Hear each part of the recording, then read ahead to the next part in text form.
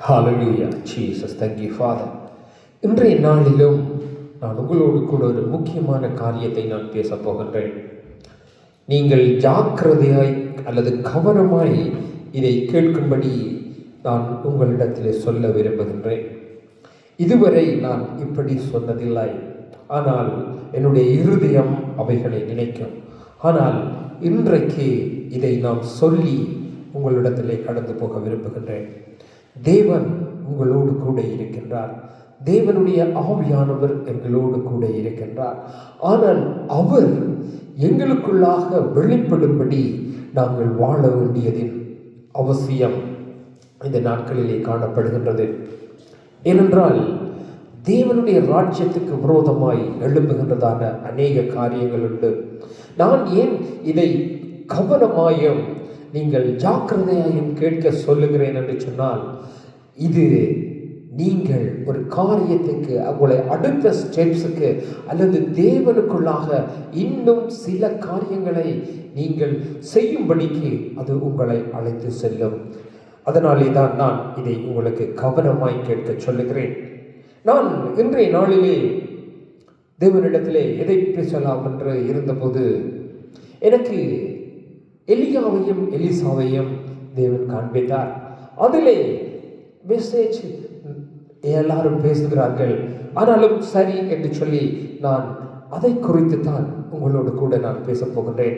எல்லாருக்கும் தெரியும், எலியா எலிசாவை அழைக்கின்றார், எலிசா எலியாவோடு கூட இருக்கின்றார்.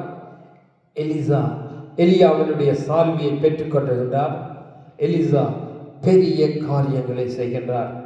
இவைகளைத்தான் நாங்கள் அதிலே பார்க்கின்றோம். ஆனால் அதிலே எலிசாவை தேவன் தெரிந்து கொண்டார். ஆனால் அந்த எலிசாவை தேவன் எதற்காக தெரிந்து கொண்டார் என்றும், எலியா போன பின்பு எது இந்த பூமியிலே இல்லாமல் போகிறது என்றும் அதைத்தான் பெற்றுக்கொள்ள வேண்டும் என்று எலிசா அறிந்திருந்தார். அதை எலியாவினிடத்திலே பெற்றுக்கொள்ள வேண்டும் என்று சொல்லி எலிசா விரும்பினார். ஆனால் அவர் எலியாவை கேட்கவே இல்லை. ஆனால் எலியாவை பின்தொடர்ந்து போய் கொண்டிருக்கின்றார். அவருக்கு ஒரே ஒரு நோக்கம் இருந்தது, எலிசாவின் இடத்தில் இருக்கின்ற அந்த ஆவியின் வரத்தை நான் பெற்றுக்கொள்ள வேண்டும் என்று சொல்லி. ஆவியின் வரம் என்கின்ற உடனே நாங்கள் நினைக்கின்றோம் அற்புதங்கள், அதிசயங்கள், அடையாளங்கள் செய்கின்றது என்று சொல்லி. அது உண்மைதான். ஆனால் ஆவியின் வரம் என்கின்ற அந்த எலியா அவனிடத்தில் இருந்து எலிசா பெற்றுக்கொண்ட காரியத்தை நான் உங்களுக்கு காண்பிக்க விரும்புகிறேன். அதை எலிசா அறிந்திருந்தார். இன்றைக்கு தேவனுடைய பிள்ளைகளாக இருக்கிற நாங்கள் இயேசு கிறிஸ்துவுக்குள் என்ன இருக்கின்றது, அவர் எப்படிப்பட்டவராக இருக்கின்றார், அவர் எவ்வளவுமாய் இருக்கிறார் என்று தெரிந்து அறிந்து நாங்கள் ஆவியானவருக்குள்ளே இருக்கிறதை நாங்கள் பெற்றுக்கொள்ள நாட வேண்டும், வாஞ்சிக்க வேண்டும். அதுதான் இந்த எலிசா செய்த காரியம். நாங்கள் இன்றைக்கு பூமியிலே எங்களுக்கு எவ்வளவோ தேவன் கொடுத்து வைத்திருக்கின்றார். ஆனால் நாங்கள் மீண்டும் மீண்டும் தேவனிடத்திலே அவைகளையே நாடுகிறவர்களும் விரும்புகின்றவர்களுமாய் இருக்கின்றோம். ஆனால் நாங்கள் தேவனிடத்திலே உண்மையாய் கேட்க வேண்டிய காரியம், பிதா, குமாரன், பரிசுத்த ஆவியானவருக்குள்ளே என்ன இருக்கின்றது என்று கண்டு அதை நான் பெற்றுக்கொள்ளும்படிக்கு வாஞ்சையாய் ஓட வேண்டும். அதுதான் தேவனுடைய பிள்ளையாய் இருக்கிற ஒருவருடைய வேலை. இயேசு கிறிஸ்து பெருமைகளை உதரை தூக்கி எறிந்து கொண்டு வந்தவர். அவர் தன்னுடைய ஸ்தானத்தை விட்டு இறங்கி வந்தவர். அவருடைய ஸ்தானத்துக்கு யாரும் ஏறிவிட முடியாது. அப்படிப்பட்ட தேவனுடைய பிள்ளைகளாகிய நாங்கள் பெருமைகள், ஆசைகள், இச்சைகள், ஒரு எக்ஸாம்பிளுக்கு சொல்லுகிறேன், இவைகளை எல்லாம் தூக்கி மூலையிலே வைத்துவிட்டு பரிசுத்த ஆவியானவருக்குள்ளே, தேவனுக்குள்ளே, கிறிஸ்துவுக்குள்ளே என்ன இருக்கிறது என்று கண்டு நாங்கள் ஓடி அதை பெற்றுக்கொள்ளுவோமானால், அன்று எலியாவோடு கூட இருந்த தேவன் எலிசாவோடு கூட இருந்தது போல நாங்கள் இன்றைக்கு எங்களோடு தேவன் இருக்கிறதை நாங்கள் காண்பிக்க முடியும். மற்றது இன்னொரு உதாரணத்துக்கு சொல்ல முடியும்னால், இயேசு கிறிஸ்துவோடு கூட நடந்த அப்போஸ்தலர்கள், அவருக்கு பின் சென்றவர்கள் இயேசு கிறிஸ்துவை இந்த பூமியிலே காண்பிக்க காண்பித்ததை நாங்கள் பார்க்கின்றோம். அதே போலதான் இன்றும் தேவ ஆவியானவர் தன்னுடைய காரியங்களை செய்து கொண்டிருக்கின்றார் தேசம் தேசமாய். ஆனால் சில இடங்களில் அவைகள் காணப்படாமல் இருக்கின்றது. நான் உங்களோடு கூட அதைத்தான் சொல்ல விரும்புகிறேன். நாங்கள் எதை நோக்கி பின்தொடர்கிறோம்? இயேசு கிறிஸ்துவனிடத்திலே அல்லது இந்த ஜீவனுள்ள வார்த்தைகளை வாசிக்கும் போது, பிதாவினுடைய சமூகத்துக்கு போகும்போது நாங்கள் எதை அதிகமாய் நாடுகின்றோம்? எதை குறித்து ஆசைப்படுகின்றோம்? கிறிஸ்துவுக்குள் இருக்கின்றவைகளை காணும்படியா, அல்லது காணாதவைகளை தெரிந்து கொள்ளும்படியா, அல்லது எங்களுக்கு விருப்பமானவைகளை நாங்கள் பெற்றுக்கொள்ளும்படியா, கேட்டுக்கொள்ளும்படியா, அல்லது சாதாரணமான கிறிஸ்தவர்களை போல, ஒரு ஆராதனைக்காரர்கள் போல சும்மா போய் 2 பாடலை பாடி 2 காரியங்களை ஜெபித்து விட்டு எழும்பி கடந்து செல்லுகின்றவர்களாய் நாங்கள் காணப்படுகின்றோமா?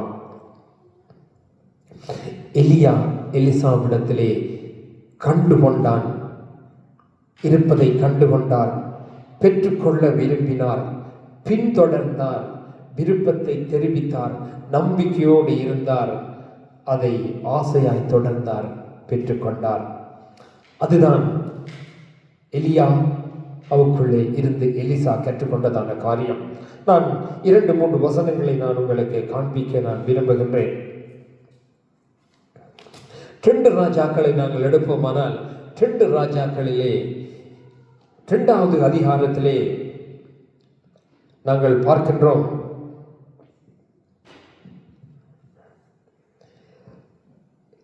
எப்படி நான் உங்களுக்கு காண்பிக்க போகின்றேன் என்றால், எலியாவின் இடத்தில் இருந்து எலிசா பெற்றுக்கொண்டதும், ஆனால் அதை பெற்றுக்கொள்ளுவதற்கு முதல் அவருக்கு இருந்த சிச்சுவேஷனையும், அந்த சிச்சுவேஷனிலேயும் அவர் எப்படி இருந்தார் என்பதையும், ஆனால் அவர் அந்த சிச்சுவேஷனிலும் அதை விடாமல் தொடர்ந்தபடியினால் அதை பெற்றுக்கொண்டதையும் குறித்துத்தான் நான் உங்களோடு தொடர்ந்த விரும்புகிறேன். அதனாலே 2 ராஜாக்கள் 2வது அதிகாரம் 9வது வசனத்தை நான் வாசிக்க விரும்புகின்றேன். அப்பொழுது அவர்கள் கரைக்கு வந்த பின்பு எலியா எலிசாவை நோக்கி, நான் உன்னை விட்டு எடுத்துக் கொள்ளப்படும் முன்னே நான் உனக்கு செய்ய வேண்டியது என்ன கேள் என்றார். அதற்கு எலிசா, உம்மிடத்தில் உள்ள ஆவியின் வரம் எனக்கு இரட்டிப்பாய் கிடைக்க வேண்டும் என்றார்.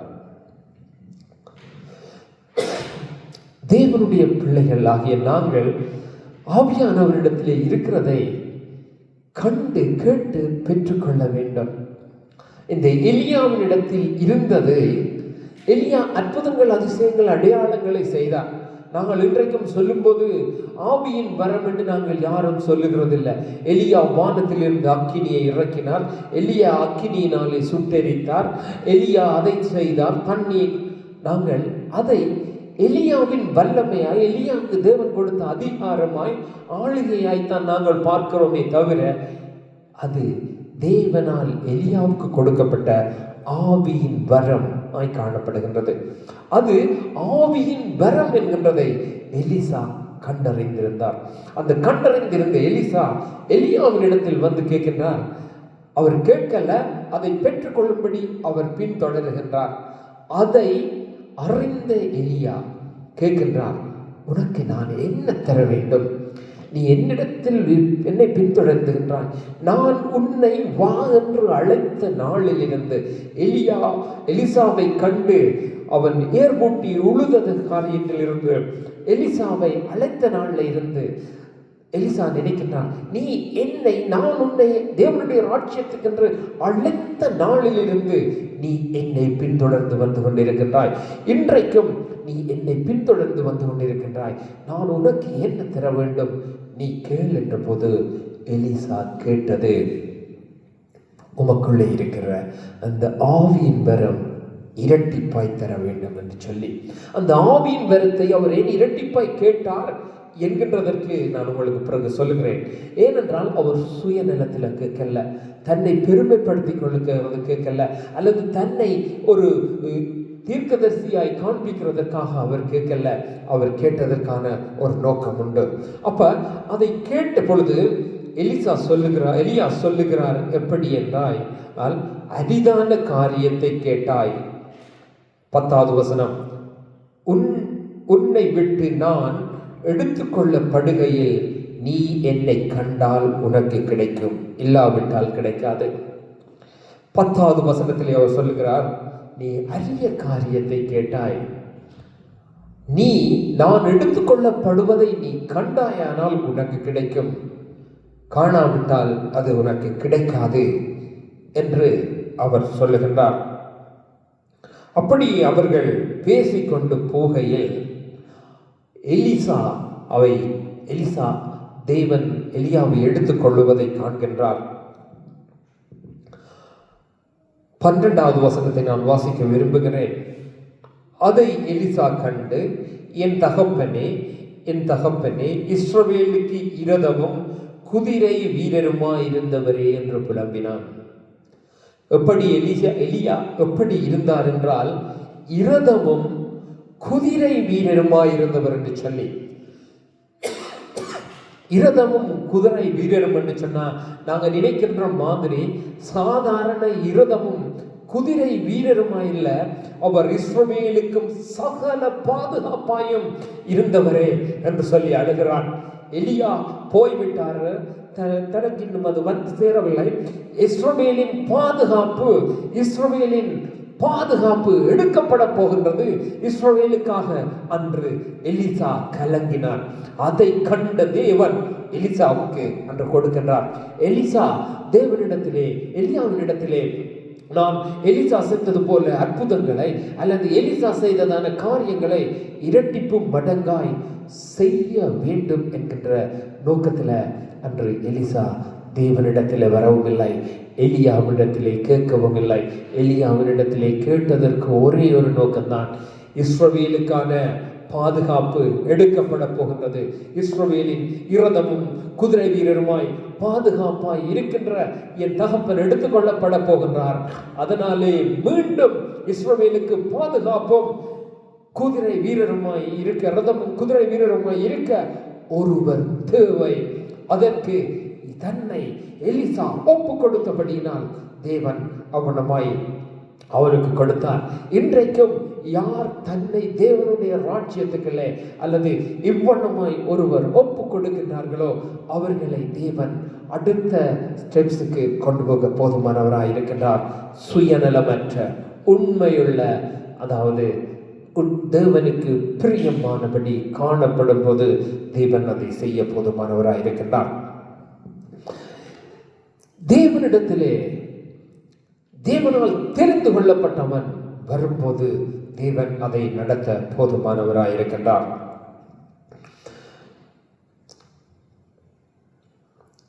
பின்பு எலிசா சால்வையை எடுத்துக்கொண்டு போகின்றார். அதற்குரிய காரியங்களை நீங்கள் பின்னுக்கு வாசித்துக் கொண்டு போங்கள். 2 ராஜாக்கள் 2வது அதிகாரம் 4வது அதிகாரம் 4வது அதிகாரம் மட்டும் வாசிங்க, 2லிருந்து 4 மட்டும் வாசிங்க. சில காரியம் உங்களுக்கு புலப்படும். அதோடு கூட நான் இன்னொரு காரியத்தை நான் உங்களுக்கு சொல்லுகிறேன். எலியாவை காணாததினால் எலிசா அழுகின்றார். தன்னுடைய வஸ்திரத்தை கிழித்துக் கொண்டு அழுகின்றார். அவர் தேவனுடைய தந்த பாதுகாப்பு இஸ்ரவேலுக்கு போய்விட்டதோ என்றுதான் அந்த பெரிதான கவலை. அதாவது ரதமும் குதிரை வீரரும் என்கின்றது அது சொல்லப்பட்டாலும் அது தேவனுடைய பாதுகாப்பு.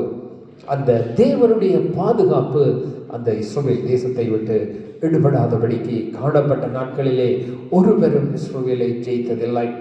ஆனால் எப்பொழுது அவர்கள் பாவம் செய்து தேவனுக்கு பிரியமில்லாத காரியங்கள் செய்த போது தேவனுடைய பாதுகாப்பு, இப்படிப்பட்ட தீர்க்கதரிசிகளும் இல்லாமல் போனார்கள், தேவனுடைய பாதுகாப்பும் அவர்களை விட்டு போனது.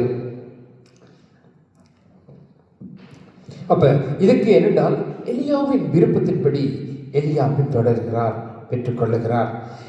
எலியாவை தொடர்கின்றார் எலிசா.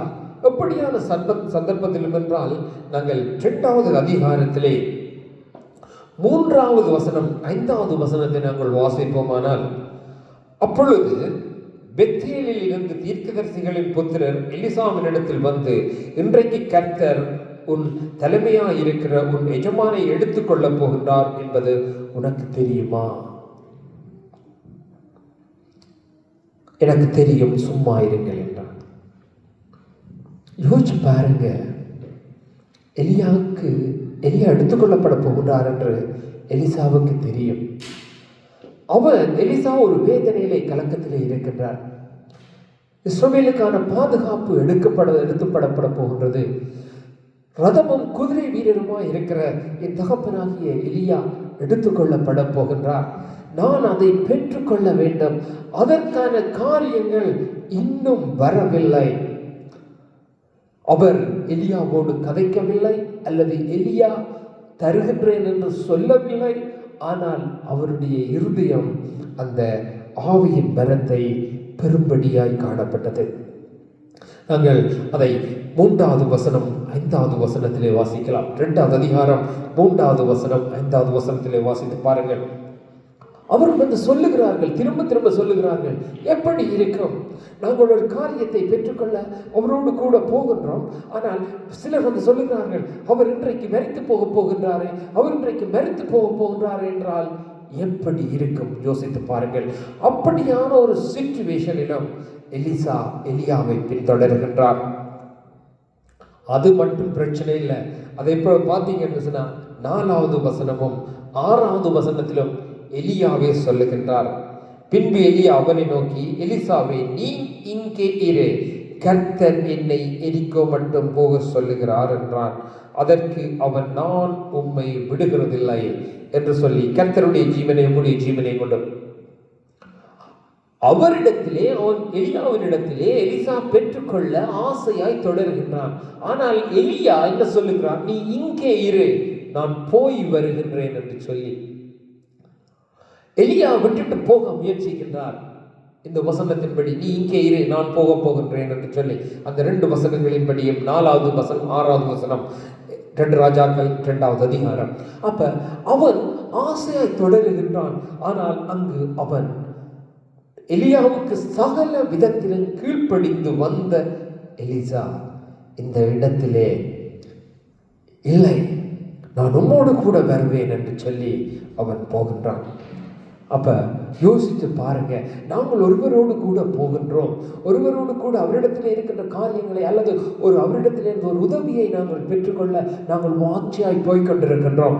அப்படி போகும்போது அவர் எங்களை தடுத்து நிறுத்திவிட்டு போக முற்பட்டால் எங்களுடைய இருதயம் எப்படி இருக்கும்? அப்ப இப்படியான தடைகள் எலிசாவுக்கு வந்த போதும் எலிசா ஒரு தடவை அல்ல, 2 தடவை தான் இங்கு குறிக்கப்பட்டிருக்கிறது.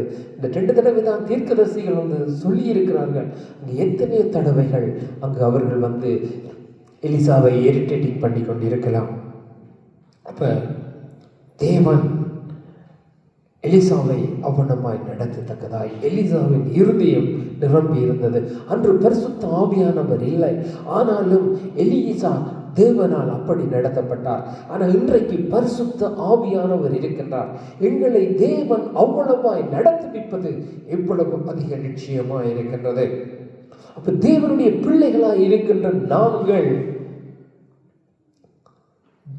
தேவனுடைய பிள்ளைகளுடைய பாதுகாப்புக்கும் அல்லது அவர்களுடைய அந்த விடுதலைக்காக அவர்களுடைய அந்த ஜனங்களை பாதுகாக்கும்படி தேவனுடைய காரியங்களை பெற்றுக்கொள்ளும்படி நாங்கள் தேவனிடத்திலே போக வேண்டியது அவசியமாக இருக்கின்றது.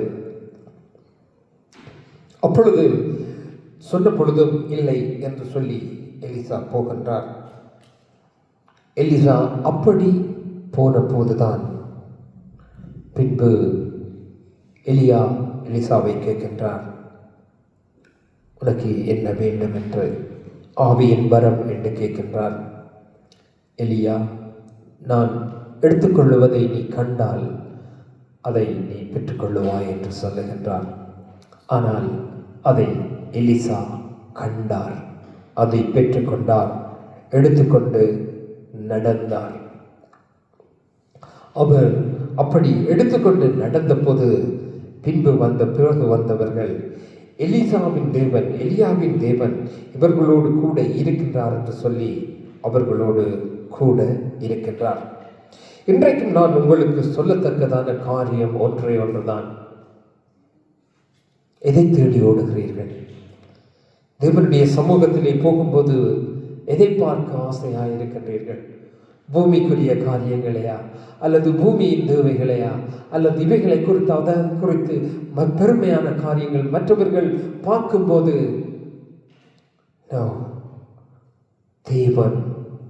தேவனுடைய காரியங்கள் இன்றைக்கு எங்களுக்கு தேவன் வைத்திருக்கின்றார்.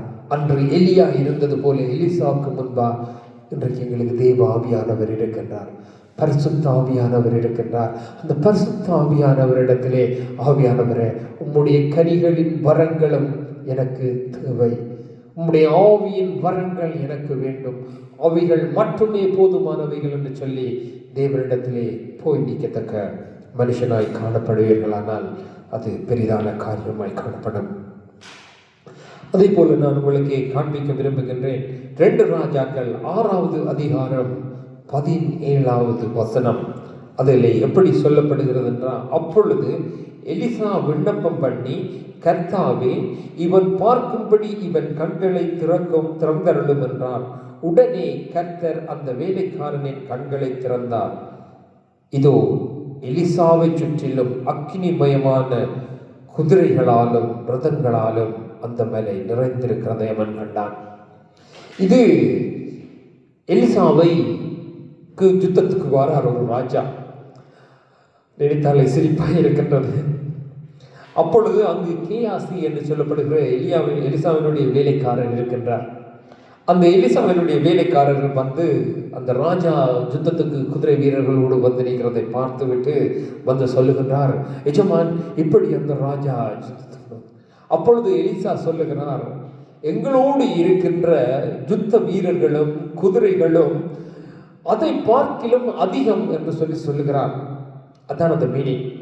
அப்பொழுது கேயாசி வேலைக்காரன் பார்க்கின்றான், எங்களிடத்தில் ஒன்றுமே இல்லையே, இவர் இப்படி சொல்லுகிறார் என்று சொல்லி. அப்பொழுது எலிசா ஜெபிக்கின்றார், ஆண்டவரே, என்னுடைய வேலைக்காரனாகிய கேயாசியின் கண்களை திறந்தருளும் என்று சொல்லி. அப்பொழுது அவர் ஆவியின் கண்களை திறக்கின்றார். அவன் அந்த கண்கள் திறக்கப்பட்ட போது அவன் ஏறெடுத்து பார்க்கின்றான். எப்படி சுற்றி காணப்படுகின்றான்? எலியாவை சுற்றிலும் அக்கினிமயமான குதிரைகளாலும் ரதங்களாலும் அந்த மலை நிறைந்திருந்தது. இதேதான் அங்கு எலியாவினிடத்தில் காணப்பட்டது. இன்றைக்கு எலிசாவினிடத்தில் எப்படி காணப்படுகின்றதோ அதேதான். அதனாலேதான் அவன் எலியா மரித்த போது, அதாவது தேவன் எடுத்துக் கொள்ளப்பட்ட போது, அவர் இல்லாமல் போன போது இஸ்ரவேலுக்கு ரதமும் குதிரை வீரருமாய் இருந்தவரே என்று அழுகின்றார். அதாவது பாதுகாப்பாய் இருந்தவரே என்று சொல்லி. எங்களுக்கு பாதுகாப்பு தேவன், பிதா, குமாரன், பரிசுத்த ஆவியானவர். அந்த பாதுகாப்புகளே நாங்கள் இருக்கணும். அந்த பாதுகாப்பை விட்டு நாங்கள் வெளியில போனாலோ, அல்ல அந்த பாதுகாப்பு எங்களை விட்டு எடுபடுமானாலோ, பாதுகாப்பு எங்களை விட்டு போய்விடும். இதை நான் கொண்டு வந்து மற்ற காரியத்தோடு ஒப்பிட விரும்பவில்லை இருந்து, ஆனால் ஏனென்றால் நேரம் போகாது. ஏனென்றால் நித்திய ஜீவனுக்குள்ளே கூட நாங்கள் பிரவேசிக்க முடியாதபடி போய்விடும். அப்ப பாருங்க எப்படி இருக்கின்றார் என்று சொல்லி. இதை நாங்கள் லூக்கா 24:30-31 நான் வாசிக்கிறேன். அதன் காரியம் என்னென்று சொன்னால், ஆண்டவராகிய இயேசு கிறிஸ்து எடுத்துக் கொள்ளப்படுவதை அவர்கள் கண்டார்கள். கண்டபோது கண்ட சீசர்கள் ஆண்டவருடைய வல்லமை பிரதிக்கப்பட்டது. நீங்க அதை வாசித்து பாருங்கள். லூக்கா 24:30-31. நாங்கள் கண்கள், ஆவியின் கண்கள் திறக்கப்பட வேண்டும், தேவனை காண வேண்டும், கிறிஸ்துவுக்குள்ளாக வாழ வேண்டும். இதுதான் தேவனுடைய விருப்பம்.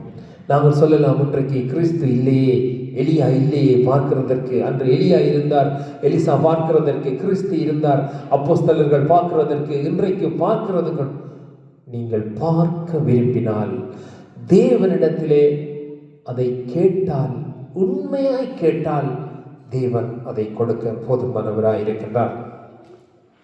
அதே போலதான் 2 ராஜாக்கள் 13வது அதிகாரத்திலே நான் 14வது வசனத்தை நான் வாசிக்க விரும்புகிறேன்.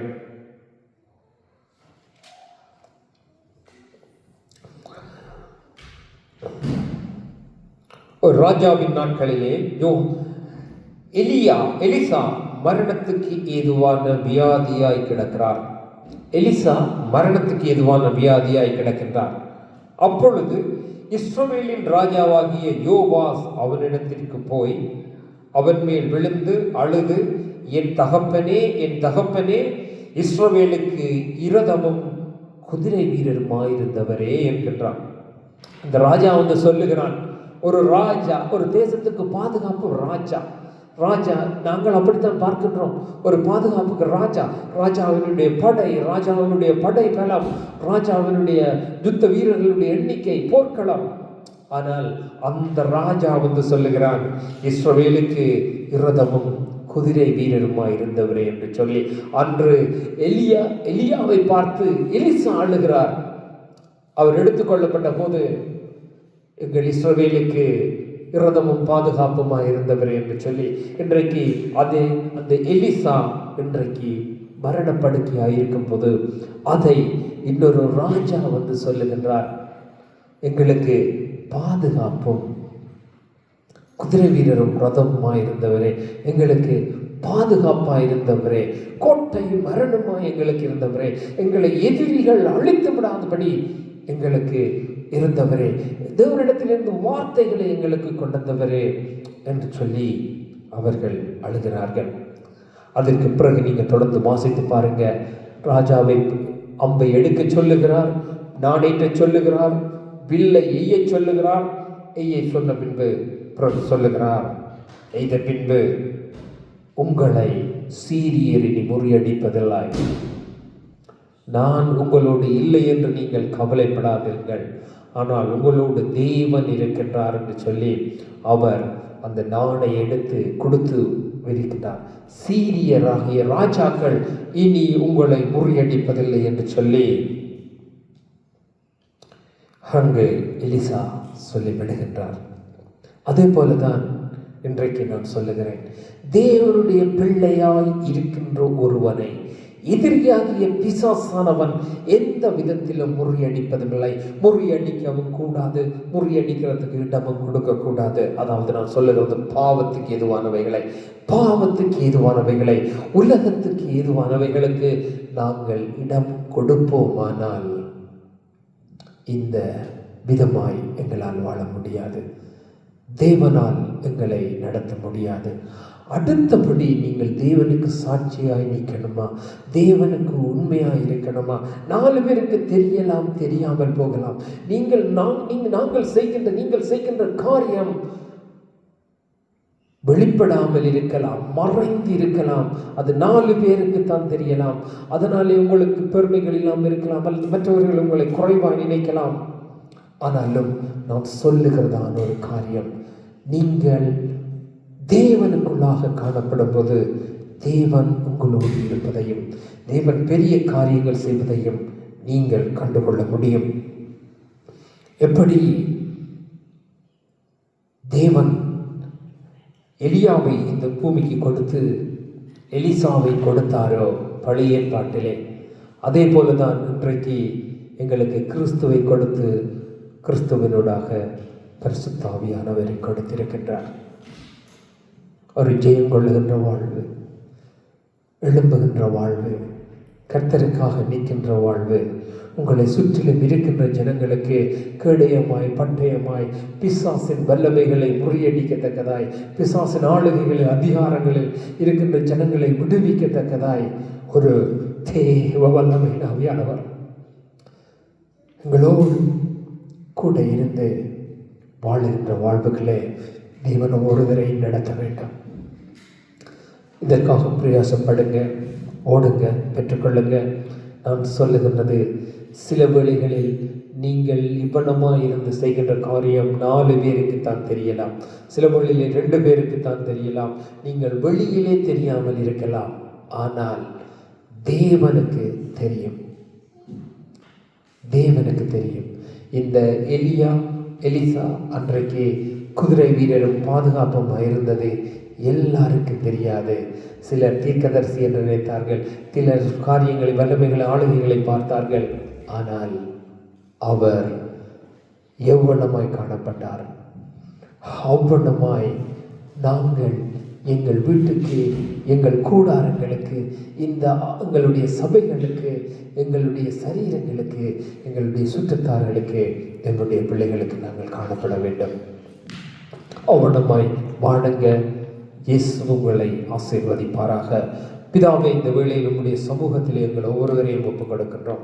அன்று எலியாவுக்குள் இருந்தது எலிசாவுக்குள் எப்படி இரட்டிப்பாய் வந்ததோ அதை அவர் ஏன் அறிந்து எதற்காக கேட்டாரோ, அதே போல ஆவியானவரே, உமக்குள்ளே இருக்கின்ற காரியங்களை பிள்ளைகள் எதற்காக கேட்கின்றாரோ அதற்கேற்ற பிரகாரமாய் நீங்கள் கொடுக்க போதுமானவராய் இருக்கிறீங்க டாடி.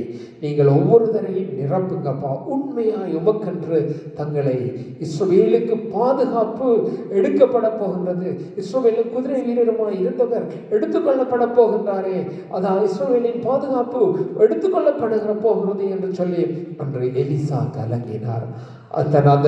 அதுக்கு அப்பட்டமாய் தான் காணப்பட வேண்டும் என்று விரும்பினார்.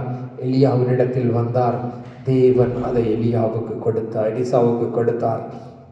அதே போல இன்றைக்கும் ஒருவர் அவனமாய் காணப்பட விரும்பினால் தேவன் அதை கொடுக்க போதுமையுள்ளவராக இருக்கிறார். பிதாவே, கொடுங்க, ஆசீர்வதிங்க. இயேசு கிறிஸ்துவின் வல்லமையுள்ள நாமத்தில் பிதாவே, ஆமென், ஆமென்.